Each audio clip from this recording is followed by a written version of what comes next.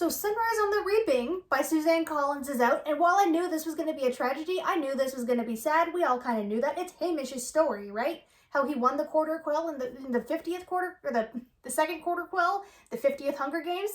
We knew it was going to be sad. We knew it was going to be tragic. It dug in the knife several times, and I thanked it. I do love it. Probably one of the strongest of the 5 so far. Not gonna lie, this and Hunger Games are like on par. While I did honestly enjoy it, no book is without its flaws, right? And I noticed a couple of things just for my own, reading journey. But to start off, just a quick little summary. Sunrise on the Reaping by Suzanne Collins is the 5th Hunger Games book, but it's the second prequel, which honestly I think is kind of smart. I don't think the Hunger Games needs like a sequel.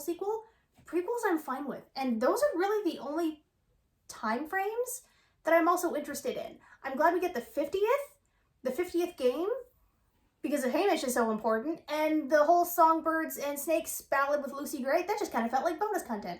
Even though I know this one came last. But anyway, it shows just how bad, just how bad the second quarter quell was for Haymitch, how he even got involved, because the reaping didn't quite go well. And I think the saddest bit, honestly, is getting to know Haymitch so early on in his life. He's 16 here, and he's just so nonchalant. He's so calm. It's his birthday, the same day as the reaping. It's his birthday, and he's determined to, like, have a good day. Yeah, the reaping is happening, but after that, we're gonna have a good day, all right? Oh, you poor sweet summer child. We also meet his friends. We also meet Katniss's parents. They actually get names. We also meet Peeta's dad. Those 3 aren't as important, but more importantly, we also get to meet Haymitch's mom and his little brother, Sid, who's the cutest little guy.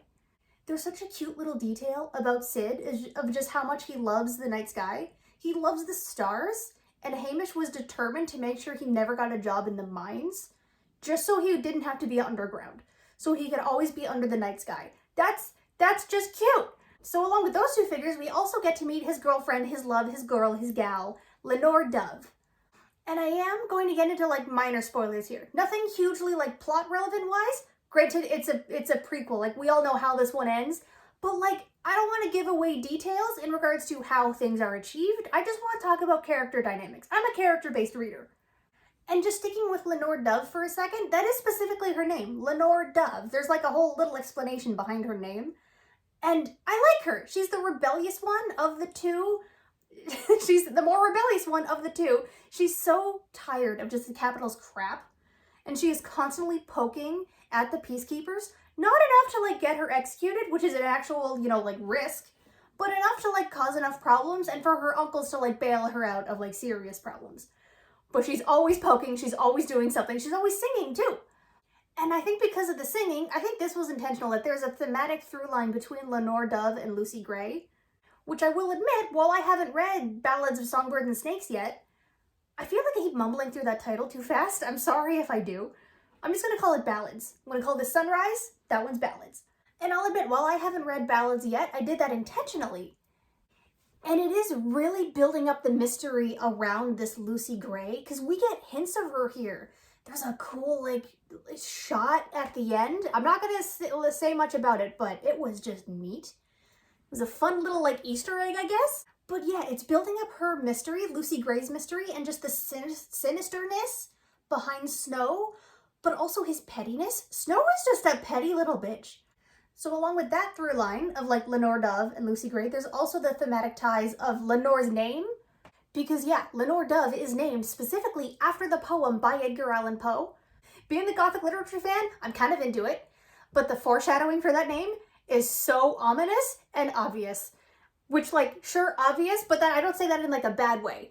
We know how the story is going to play out. There's even several lines and just whole paragraphs of the whole poem interspliced through here, especially at the end.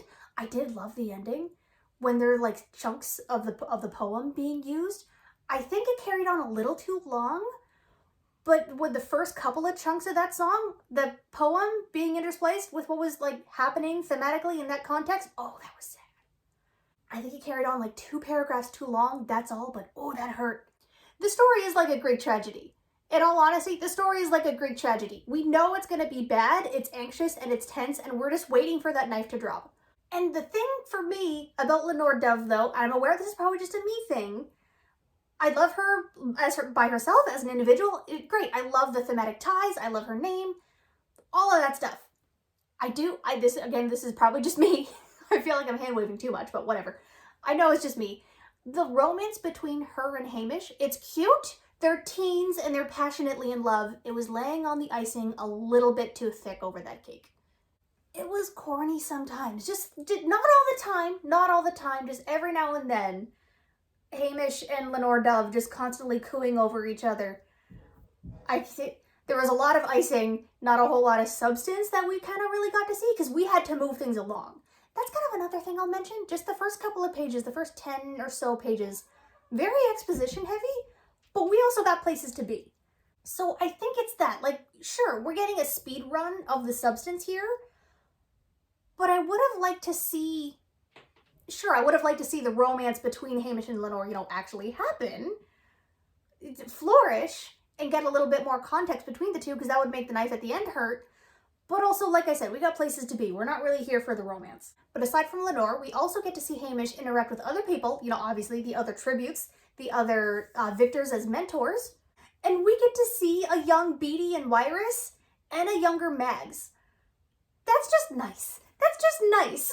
I do feel like there's a lot of, cameos, if that makes sense. They're not just cameos. It's not just, a single shot of a person and then they're, gone. No, they actually have little roles, but it just... I don't want to say convenient, but I guess a little convenient that... Well, no, then again, because the pool of victors is still, so small. There's only 50 victors at this point. So, it makes sense, I guess, that Haymitch would come to know the same people, especially other victors, that Katniss knows later on. This makes sense. And interestingly, Wyrus and Mags are the ones who actually volunteered to be the District 12 mentors, because they didn't have any mentors. They were kind of, supposed to, because of ballads, but she's not there. So Wyrus and Mags, volunteered, but Beatty is there, not as a mentor. He's there as, a trainer during the little training sessions to help teach them how to make a light bulb glow with a potato. And he's there because his son has been reaped. His son has been taken. Just as punishment for something Beatty did. I'm not gonna lie, I know this is a fan theory that's been going around for a little while, but I do kind of think that's proof that these games are rigged. Maybe not 100% rigged. I'm sure they couldn't foresee that Katniss was gonna volunteer or anything, and I'm sure they didn't plan for every single tribute in every single game, but enough to keep it interesting, keep it kind of dynamic, use the games as specifically punishment. They definitely rigged a lot of names for these. They were not all truly random, and Haymitch's wasn't really either. Also, I'm realizing I haven't really talked about Haymitch all that much, and this is his book, right? It's his point of view the entire time. But is it weird to also add, I don't feel like I should or I have to. It's his turn in mentality from being nonchalant and kind of calm to honestly being just terrified and, traumatized, being picked, and trying to be more active to help and actually protect the tributes, protect the people that he knows going in, getting to know the people going in as well. You Beatty's son, and trying to actively help out in any way he can, trying so hard. And it's the tragedy of all of that with his failure. That's the story. That's the whole theme, the whole story, and I don't want to spoil it, so I don't want to talk about Haymitch himself too much. I will say, just for the sake of summary, he is working so hard on this most recent plot to try to take down the games, to just break them, to break the arena. And it's compelling, it's tense, and the setups are perfect. It's paced really well. We don't even get to the games until over halfway through. But again, we're not just here for the games. We need the other bits for the setup and everything. And it also shows just how much the Capitol is in control just by doctoring footage. They can do whatever they want because they're good editors, which is weirdly paralleled in Plutarch Heavensbee, who we also get to meet a young version of him too, and Effie.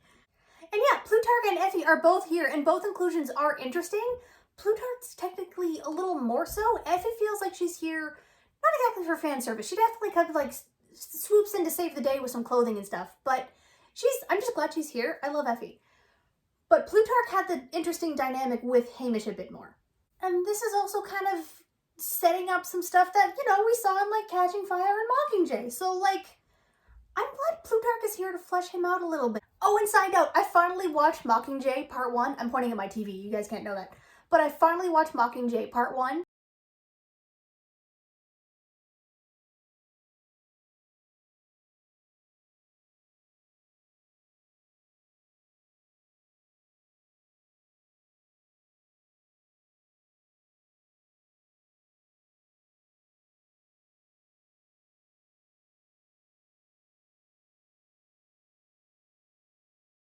Glad, because when I was reading that whole thing, I was also kind of wishing that we were kind of there to watch it too. Well, we were. We got to see it. We were kind of like with Gale and Boggs while that was kind of...